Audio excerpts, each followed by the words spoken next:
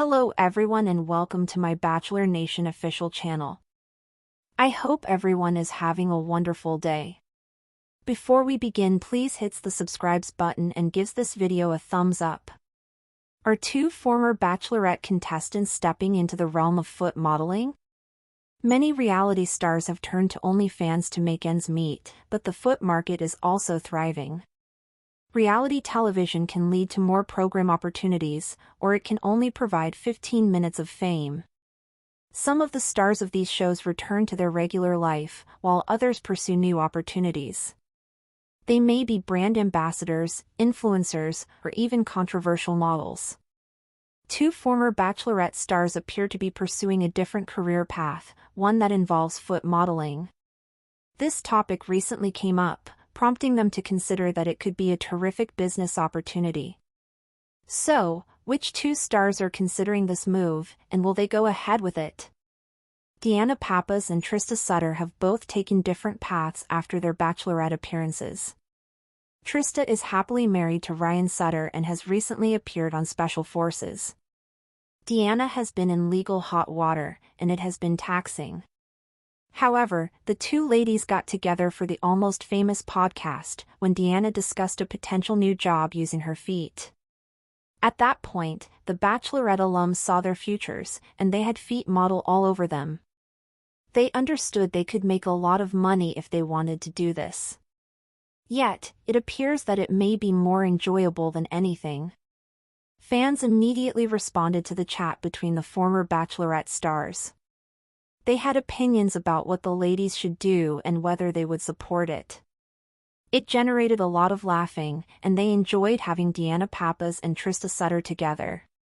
When the conversation first surfaced about whether two former Bachelorette stars, Deanna Pappas and Trista Sutter, might actually dip their perfectly pedicured toes into the world of foot modeling, it felt at first like just another cheeky podcast moment, one of those throwaway, wine-fueled tangents that die as soon as the microphones go cold. But as the laughter from their Almost Famous podcast episode settled into the feeds of diehard Bachelor Nation fans, it began to take on a life of its own. What started as a bit of self-aware joking about alternative revenue streams in the sometimes financially precarious aftermath of reality TV fame quickly snowballed into an oddly plausible career pivot. The internet, with its strange mix of earnest entrepreneurial advice and meme-driven irony, did what it does best. It turned a half-serious musing into an actual, crowdsourced business plan. Both women had long since learned that reality television exposure can be a double-edged sword. It can lead to fresh opportunities, brand partnerships, guest appearances, hosting gigs, or it can expire quicker than the milk in your fridge, leaving you with 15 minutes of glory and a lifetime of people at your local coffee shop saying, "Weren't you that girl from that one show?"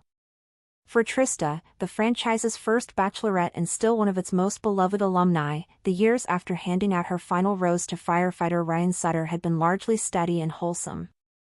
She had built a marriage that, by reality TV standards, was practically mythological in its longevity. She had stepped into occasional hosting duties, written a book, raised two children, and most recently tackled the grueling competition of Special Forces, World's Toughest Test, proving she was still game for a challenge well outside the comfort zone of rose ceremonies and beachside cocktail parties. Deanna's post-Bachelorette journey had been more winding. She'd built a career in media, dabbled in various entrepreneurial pursuits, raised a family, and weathered personal struggles, some of which spilled into the public eye in ways she never expected. The legal troubles she'd been contending with over the past couple of years had been exhausting, mentally, emotionally, and financially. It wasn't lost on her that sometimes, in order to keep things afloat, you had to think creatively. Even, apparently, with your feet. The foot thing started almost accidentally. Midway through their Almost Famous conversation, Deanna half-joked about how people will pay surprising amounts of money for foot photos and how she'd read somewhere that you don't even have to show your face. The comment was meant to make Trista laugh, but instead, her co-guest's eyebrows went up, her head tilted slightly, and there was a pause, one of those loaded silences that suggested the joke had just stumbled into the realm of possibility. "You're telling me," Trista said slowly, "that there's a market for our feet?" Deanna smirked. "There's a market for everybody's feet.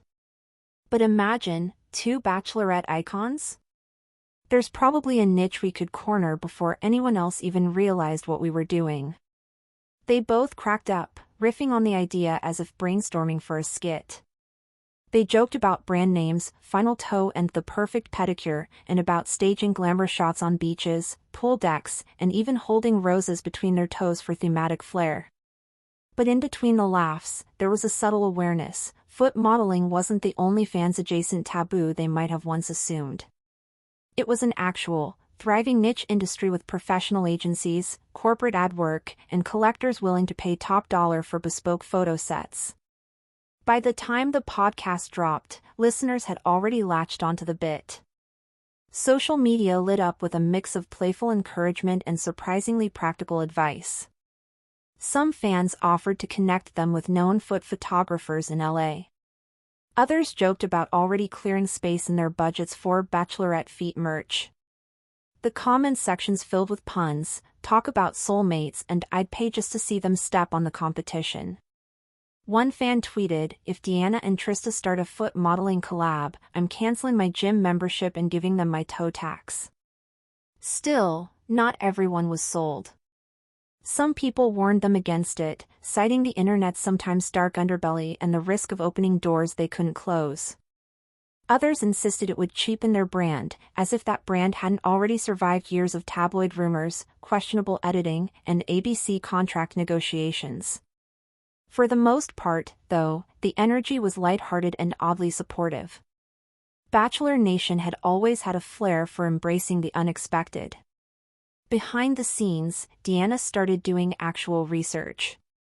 She learned that professional foot models could earn anywhere from $500 to $5,000 per shoot, depending on the campaign. Major shoe brands, nail polish companies, and even travel resorts often booked models specifically for their feet in promotional content. The work could be done part-time, remotely in some cases, and, unlike other modeling niches, didn't require a specific body type, age, or location. The main requirements were symmetrical feet, smooth skin, good nail care, and a willingness to pose for hours without cramping. Deanna realized she already ticked most of those boxes thanks to years of beauty maintenance for red carpets, media events, and televised reunions. Trista, intrigued but cautious, asked Ryan what he thought. His reaction was peak firefighter pragmatism: "If it makes you happy and pays for our next vacation, I don't care if it's your feet or your elbows." Soon, the concept had spread beyond the podcast fandom. Entertainment blogs picked it up, running headlines like "From Roses to Toes, Bachelorette legends consider foot modeling, and would you buy pics of Trista and Deanna's feet?" Internet says yes. Late-night hosts slipped it into monologues. Even a couple of fellow Bachelor alums texted them half-serious notes like, "If you need a guy's foot cameo, call me," or "I've got great arches, just saying." Within weeks, a small Los Angeles-based talent agency that specialized in niche modeling reached out. Thanks for watching. If you likes this video, do not forget to subscribe to my channel and do not miss any update.